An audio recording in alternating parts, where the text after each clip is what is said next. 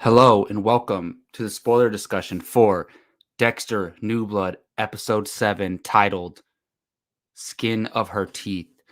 I'm your host, Jacob Bartley, and this is Talking Dex here on the Bartley and Barnes YouTube channel. Thank you for checking out this video of Dexter New Blood review for Episode 7, titled, like I said, Skin of Her Teeth.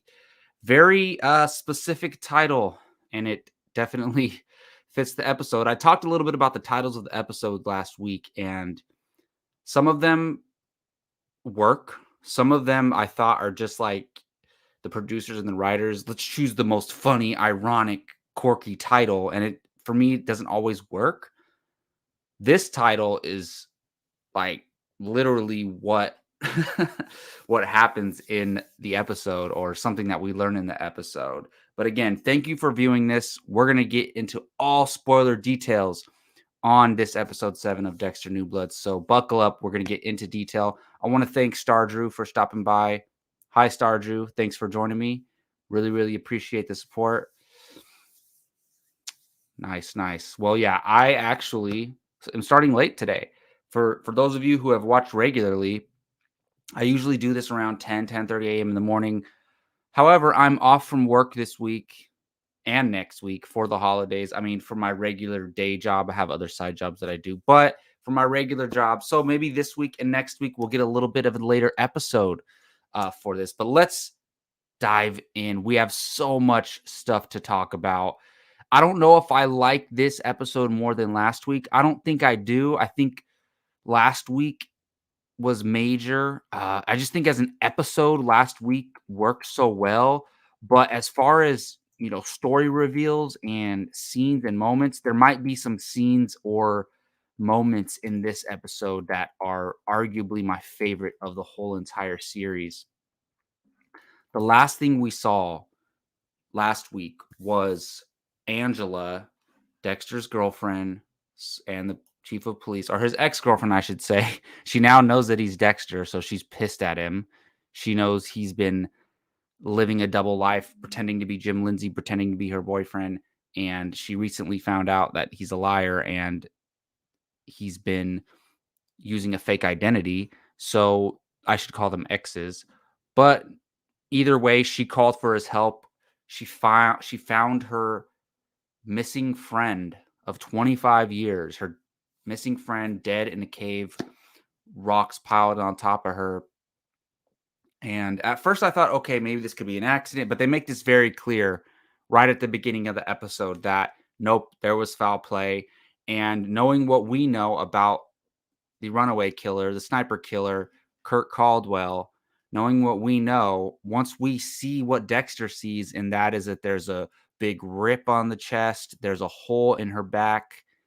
Once we see that, we're okay, this was a Kurt Caldwell killing. And it's interesting because this people have speculated maybe it's his first kill. And Angela even says it at the beginning of this episode, or near the beginning of this episode, maybe it was Kurt's first kill, because we know what he does now with his victims. He kills them at the cabin. He takes their bodies, and he kind of, we don't know fully what he does, and it's not a sexual thing yet, as far as we know. But it's just that he drains the blood and embalms them for some reason, and he wants to preserve their face for some reason. So that's all we know. So it was confusing. Okay, why is this girl Iris dead in the cave?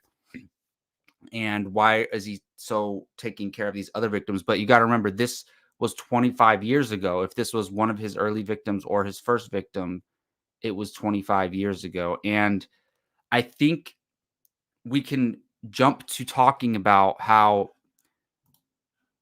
one of see, this is why I struggle, because this episode has two major reveals that put it up there as far as one of the most interesting episodes. And that first reveal is background on Kurt.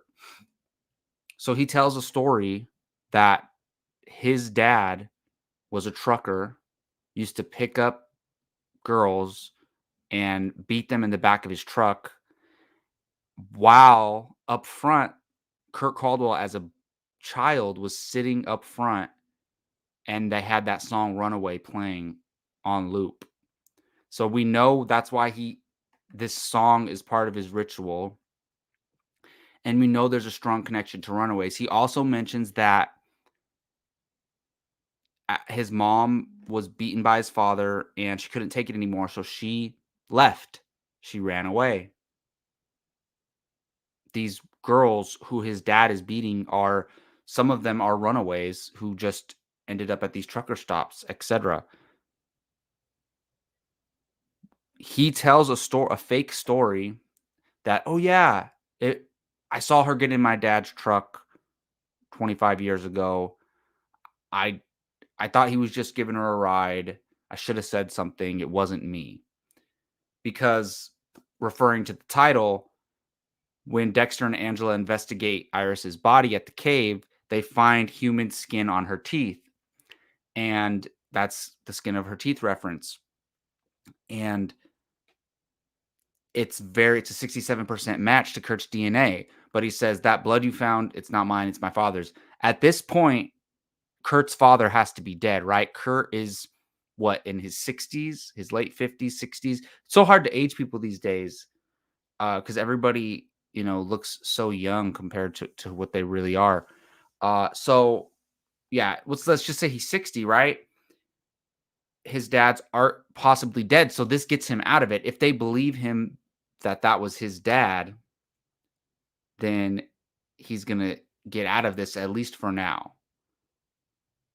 This is the type of stuff that Dexter's all built on, right? Criminals slipping through the cracks, slipping through the system, getting away with stuff, whether it's devised plans by them, like what Kurt's doing, or just an accident or mistake or something, somehow, some way, when criminals get through the system who are truly guilty, that's where Dexter's there to take care of them. And so Kurt's loose again after this. But anyways, my point being, what I was talking about is Kurt revealing everything. And then we see him, he's telling the story as if his dad picks up Iris, but we're seeing the flashback, what really happened. It was a young Kurt, a young-ish Kurt.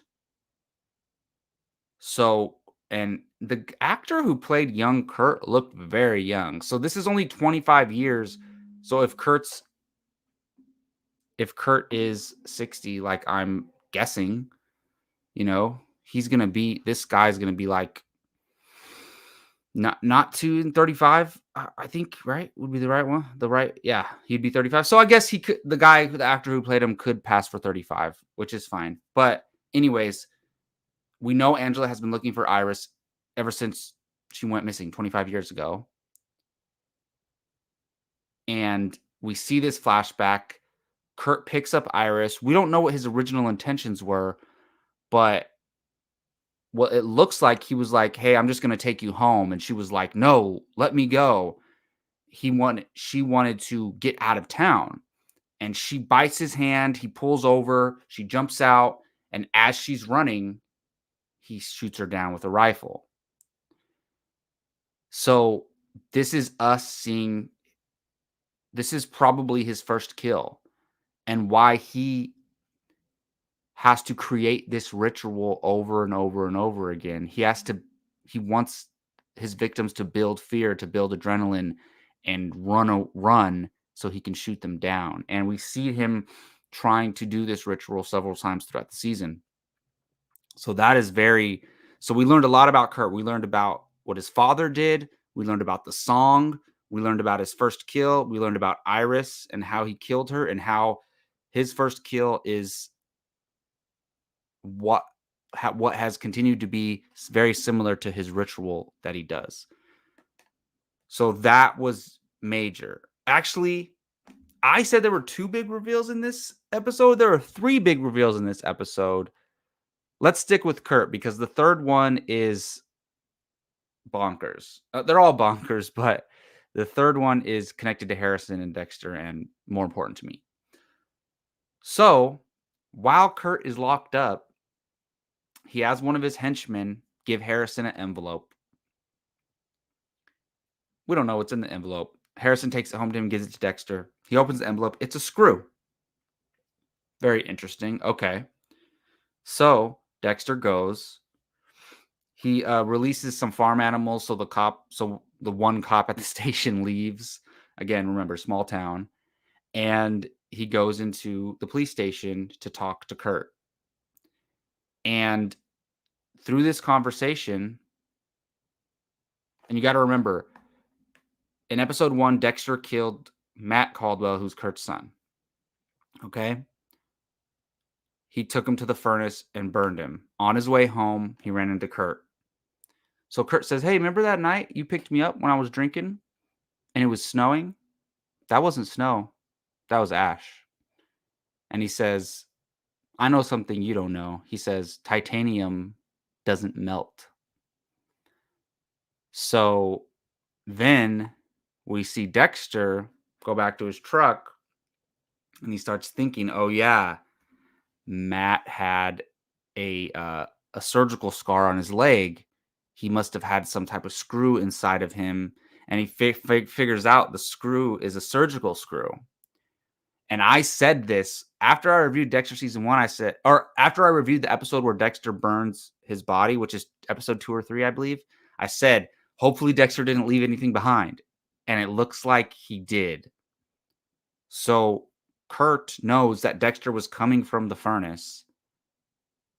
And he, off screen somewhere, he went back there and found his son's screw.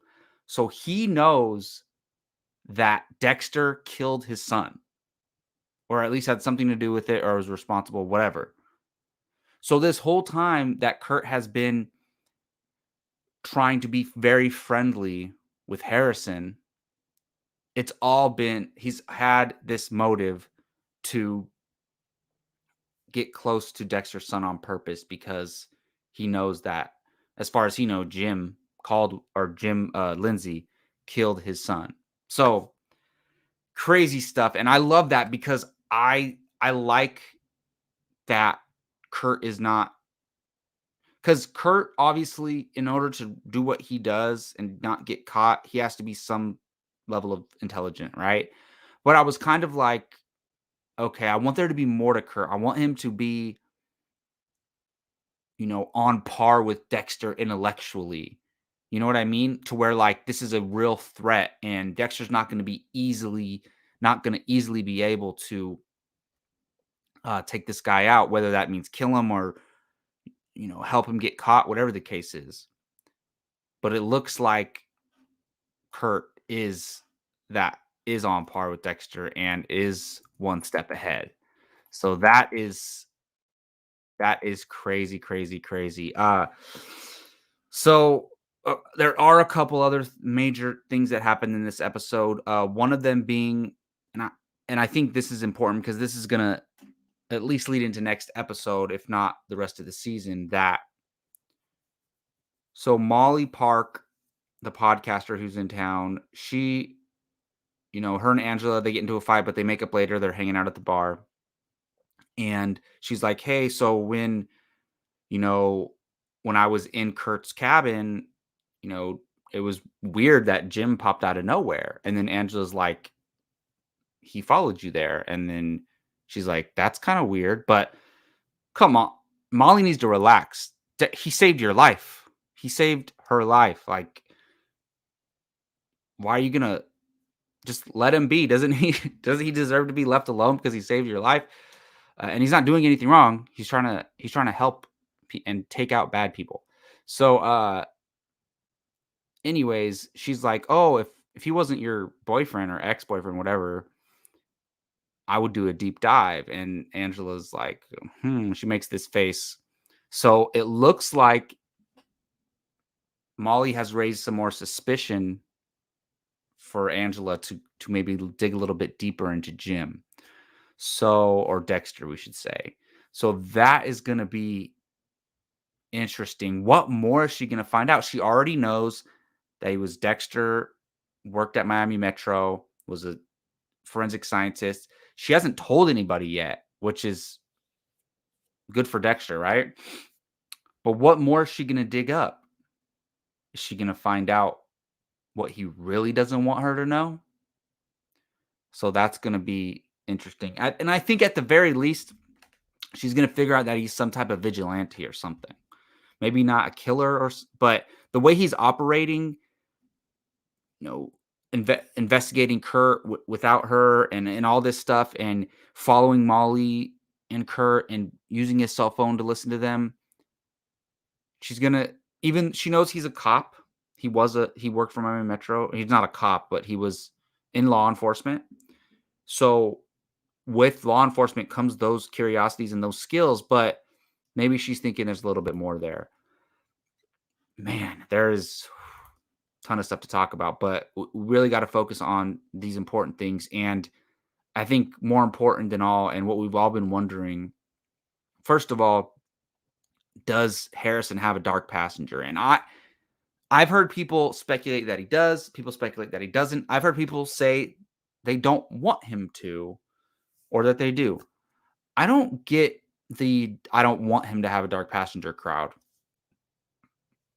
Because look, we love Dexter because of who he is and what he's gone through. And we feel for him.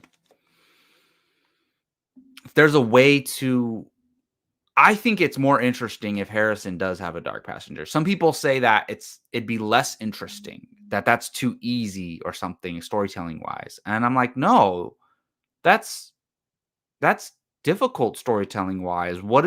Once it's established that Harrison has a dark passenger and that he wants to kill people, what is Dexter going to do? That is more interesting storytelling wise than him not having one. They haven't 100% clarified that he does, but for me, I would love for Dexter to have this, his own flesh and blood to be able to lean on. And look, all things being equal, of course, Dexter doesn't want his son to go through this traumatic experience, have a dark passenger, and be like him and have to live similarly to how Dexter lives, because Dexter's been mostly miserable his whole life. Of course, he doesn't want that. But the fact is, the damage is already done. So now that the damage is already done, what is the result? And Harrison tells Dexter that he remembers his mom being killed. And the big reveal of all reveals, well, that he remembers, but we get a flashback and we just see the blood dripping from the bathtub. And Harrison is telling the story. He says, I used to have dreams. I thought they were dreams. And then I realized they're not. They're kind of memories. And he's like, I remember everything. And we see John Lithgow, the Trinity killer, the most infamous killer in all of Dexter history. Obviously, he's dead in the show, but we got to see him. Harrison remembers him. And he sees his face, and he saw him holding the straight razor. And that's why Harrison uses a straight razor now. That's confirmed. A lot of people were like, oh, maybe it's just random. He picked it up at the store and it's just a coincidence. No, he uses it because it's the weapon that the killer who killed his mom used. We see John Lithgow. He says, don't worry, buddy. Your dad's going to be here. Oh, man. That was crazy. I could not believe that. I'm wondering if we're going to see more of of John Lithgow in flashbacks or something. Or so all right, so here now I can say this. So earlier in the season, somewhere, I don't know, in the first 3 or 4 episodes, I said I had a theory and I couldn't talk about it yet because I already knew certain things. And the certain thing that I knew from listening to a podcast from the producers and writers was that John Lithgow was returning. I was so upset I got that spoiled for me, but yet I was so excited to see it. Obviously, like I said, he's dead in the show. So how would they bring the Trinity Killer back any other way? My thoughts were, okay, there's a few ways. Flashbacks, Harrison remembers him, which we already got. Another way is Dexter has had 2 people. Oh, actually, that's a lie. He's had at least 3 people, family members, visit him in his head. and kind of be some type of voice of reason or voice of chaos in his head, right? First one was his dad. We saw his brother, uh, Brian Mozart, the ice truck killer, pop up a little bit in the original Dexter series. And now, obviously, we have his sister, Deborah. What if the person who is the voice in Harrison's head is the Trinity killer and it's John Lithgow? Because we've heard Harrison told Audrey last week that he wants to hurt people all the time. We've seen him hurt several people in this show so far. We have Kurt Caldwell trying to take Harrison under his arm and encourage him to be violent, encourage him to do bad things. We have Dexter Morgan, who's just trying to connect with his son in the first place, trying to get him to open up about this stuff, and who eventually wants to help him prevent him from hurting innocent people. And I think somewhere in there, Harrison has some voice talking to him.